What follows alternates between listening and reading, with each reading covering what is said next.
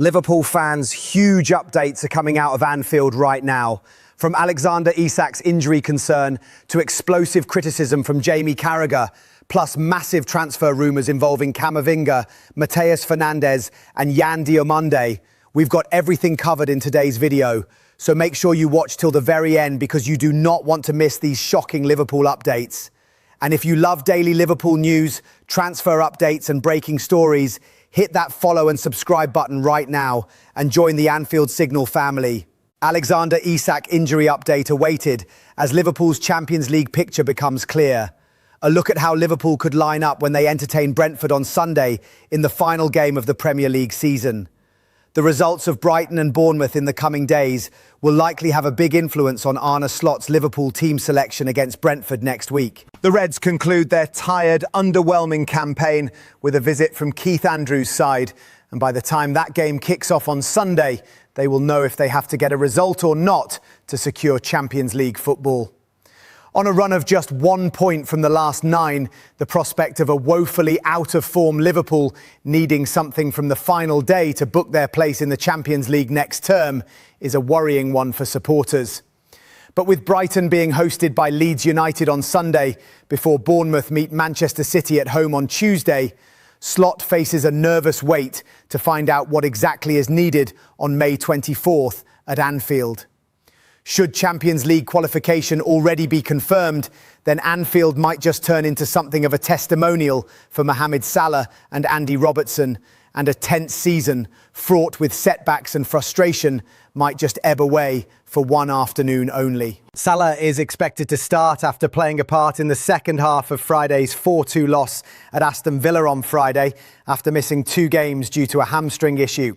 The Egyptian worked overtime to ensure he could say goodbye by playing for the club one more time, promising an emotional affair for the 3rd highest goal scorer of all time on Merseyside.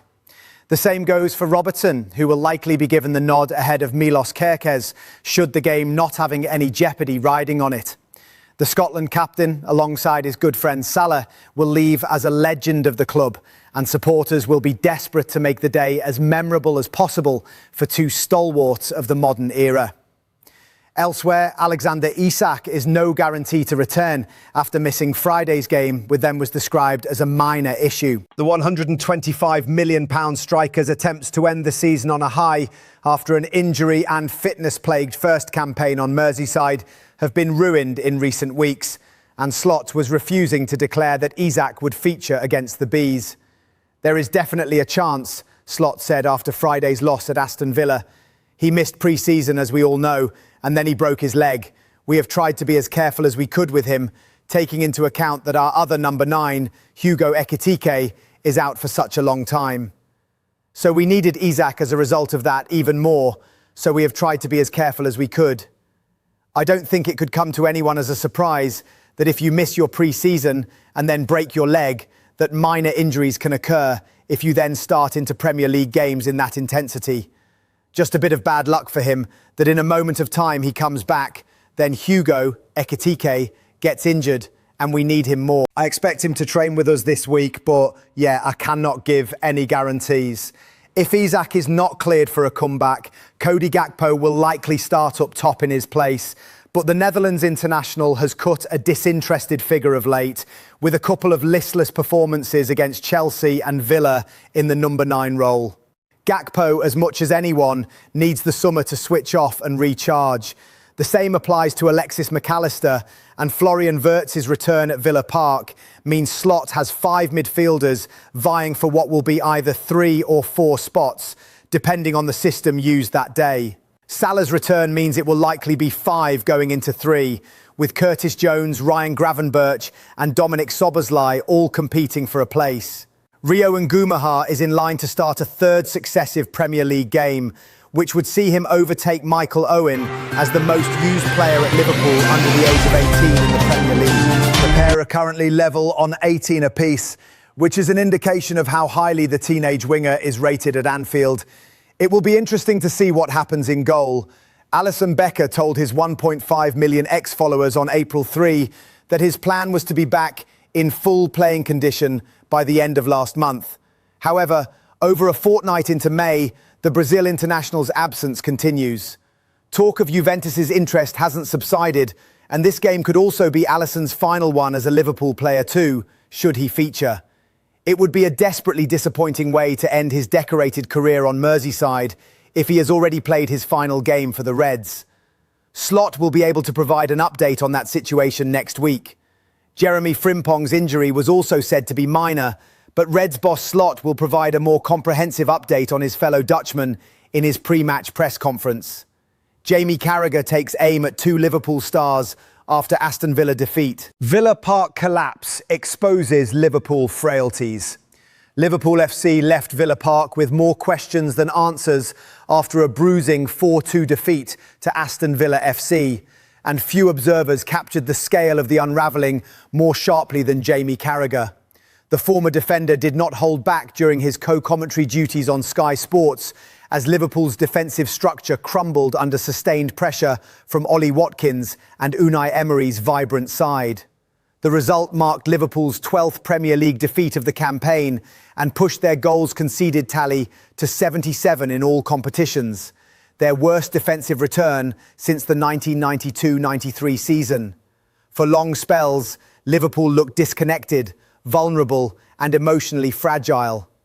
Carragher's frustration was evident before half-time when he delivered a damning assessment of the side's identity. "You're just watching a very ordinary team. I'm not sure what they excel at all, Liverpool." Those words landed heavily because they reflected the mood surrounding Arne Slot's side. A club accustomed to intensity, control and authority now appears caught between eras, unable to dominate physically or tactically. Original source reports from Team Talk highlighted how concern is growing around Liverpool's inability to cope with pressure moments, particularly away from home against elite attacking sides. Carragher tears into Mac Allister reaction. Alexis Mac Allister became the focus of Carragher's sharpest criticism following an altercation with Villa defender Ezri Konsa midway through the second half. The Liverpool midfielder tangled with Konsa before going to ground, clutching his face after the defender grabbed his shirt and pushed upwards towards him. Carragher immediately condemned the reaction. "Honest to God, he goes down every game with something on his ankle. Get up! How embarrassing is that?" What I don't get is, every player up and down the country knows we're going to look at the replays. We all know he hasn't done what you're trying to make out he's done. The comments reflected growing irritation among pundits regarding exaggerated reactions in modern football, but they also spoke to Liverpool's wider emotional instability during the match. Rather than regaining composure and control, Slot's players became increasingly frantic as Villa accelerated through midfield and exposed defensive gaps. Mac Allister has often been one of Liverpool's more reliable technical players this season, yet Villa's aggressive midfield pressing limited his influence and forced him into moments of visible frustration. Konate positioning raises serious concerns. Ibrahima Konate also came under fire after struggling badly against Watkins' movement and physicality. The French centre-back was fortunate to avoid greater punishment after colliding with the Villa striker while operating as Liverpool's last defender. Although Carragher dismissed calls for a red card, he questioned Konate's positioning throughout the contest. Konate is always the wrong side of Watkins. The reason he gets in these situations is he's always in the wrong position. That observation cut to the core of Liverpool's defensive problems. Villa repeatedly found space behind Liverpool's back line, with Watkins dragging defenders into uncomfortable areas and exploiting hesitation between Konate and Virgil van Dijk. Liverpool once built their success on defensive aggression and compactness. Now there are too many moments where the distances between players stretch alarmingly, leaving transitions impossible to manage. Villa sensed vulnerability every time they attacked directly. Watkins' movement was relentless, and Liverpool never looked capable of controlling him across 90 minutes. Champions League pressure mounts for Arne Slot. Arne Slot faces a deeply uncomfortable end to the season after another damaging result intensified scrutiny around his first campaign at Anfield. Liverpool remain fifth in the Premier League table, but their grip on Champions League qualification feels increasingly uncertain. Bournemouth continue to apply pressure beneath them, while confidence among supporters appears to be eroding rapidly. Carragher's broader assessment was perhaps the most alarming part of his analysis. They don't excel at anything. They're a really average team. I can't believe they're fifth in the Premier League. Those are not comments aimed solely at one poor evening. They reflect deeper concerns regarding Liverpool's direction, balance and mentality. Slot inherited a difficult situation, yet performances like this suggest the rebuild remains incomplete in several critical areas. Villa, by contrast, looked coherent, aggressive and emotionally committed. Emery's side played with clarity and conviction. Liverpool played like a side still searching for themselves. Liverpool's €100 million Yan Diamande transfer chase moves towards endgame. It's long been reported that Yan Diamande was among Liverpool's top summer transfer targets. The 19-year-old winger has enjoyed a terrific breakout campaign in the Bundesliga with RB Leipzig. Diamande joined the Red Bulls from Leganés for a bargain £18 million fee last summer, inking a deal until 2030.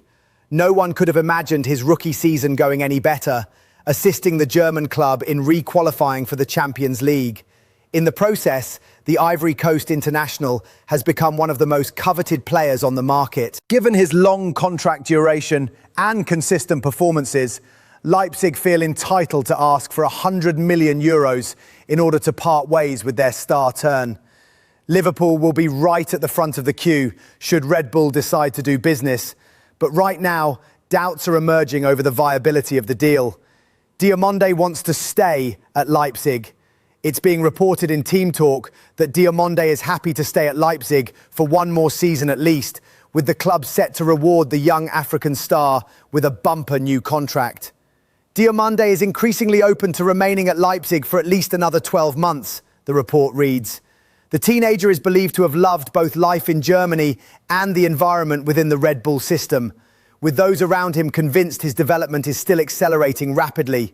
Leipzig would welcome Diamande staying for at least another season as they continue building around him following his remarkable first campaign, and they would reward with him a bumper new contract.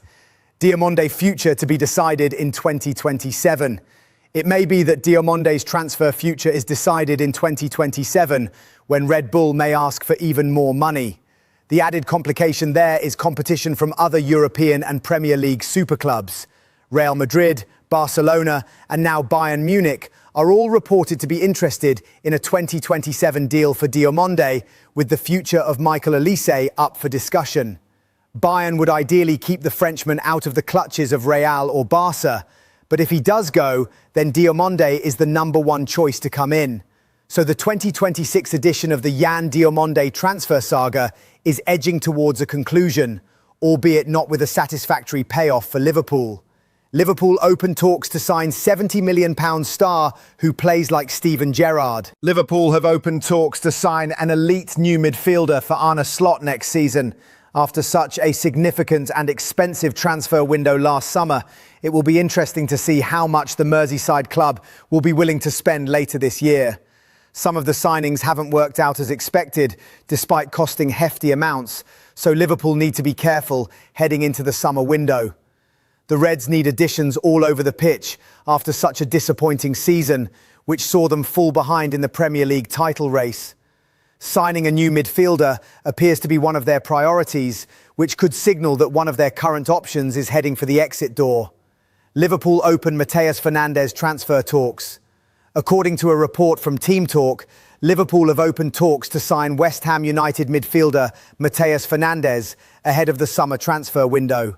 The Merseyside club face a host of competition for his signature, including 4 other Premier League clubs, but they have made their move to try to bring the £70 million rated star to Anfield. The Hammers don't want to lose Fernandes regardless of whether they finish in the relegation zone or not. If they are relegated, it's claimed that West Ham still won't let him leave on the cheap. Fernandes, described as elite and a young Steven Gerrard, only made the move to West Ham last summer, but after an impressive spell standing out during their disappointing season, he has already attracted interest from a host of clubs. Fernandes a perfect option for Liverpool. Fernandes' ability to play in multiple positions in midfield makes him the perfect option for Liverpool heading into the summer window. The Portuguese midfielder can play in a deeper role as a number 8 or further forward in an attacking midfield position, making him a useful player to have in the squad. After the way some of Liverpool's options in the middle of the park have performed this season, there's every chance Fernandes could walk straight into the starting 11 if he did arrive at the club. It would be an impressive coup if Liverpool can secure his signature, but it won't be an easy race to win with so much competition. He's world class. Liverpool in talks to sign £50 million Mac Allister upgrade. Liverpool's 4-2 defeat at Aston Villa marked number 20 for the campaign, including the Community Shield penalty shootout defeat to Crystal Palace. It hasn't been good enough for a long while.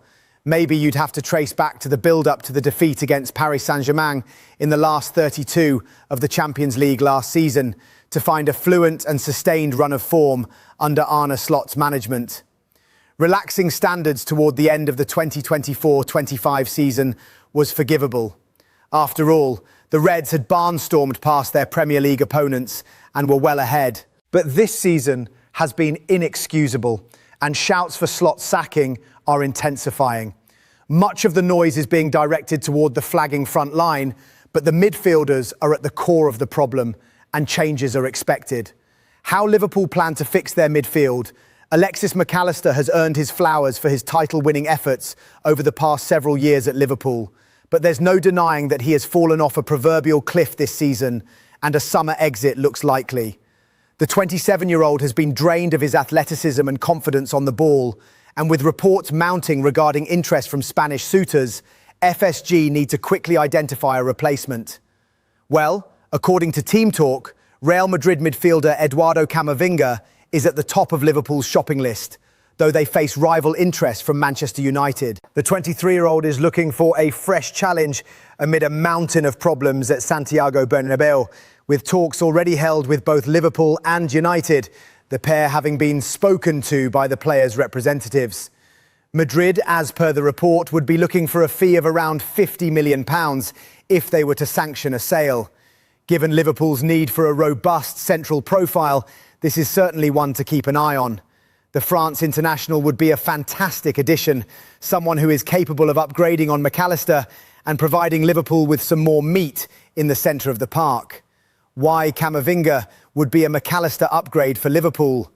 Camavinga hasn't been at the races for Real Madrid this season, but he's still been among the most impressive midfielders in La Liga, proving the likes of analyst Raj Chauhan right in developing into a player who is going to be world-class, as he predicted in 2022. So crisp and assured on the ball, Camavinga is not as natural a playmaker as Mac Allister, but Liverpool don't need a like-for-like replacement. Instead, someone of Camavinga's steely quality could bear dividends for an outfit who have been far too brittle and porous this season. The Frenchman has been hailed as one of the best sixes in world football by writer Harvey Diamande. Mac Allister has not only struggled on an individual level, but had a knock-on effect that has damaged the likes of Ryan Gravenberch, who needs a physical partner to thrive in his deep midfield role, and the back line, who have now conceded 51 top-flight goals this season, the most ever in a single Premier League campaign. It's no steep statement to assert that Liverpool need to wipe the slate clean this summer, and if they are sticking with Slot, as seems to be FSG's stance, then a midfield rewrite is essential. Camavinga needs a change of scenery, and having already proved himself among the best in the world, instrumental in winning League and Champions League for probably the biggest club in the world. That's all for today's Liverpool update. Let me know your thoughts in the comments. Should Liverpool rebuild the midfield this summer? And who would you sign for next season? If you enjoyed this video, don't forget to like, follow and subscribe and turn on notifications so you never miss any breaking Liverpool news from Anfield Signal. Thanks for watching, and I'll see you in the next one. YNWA.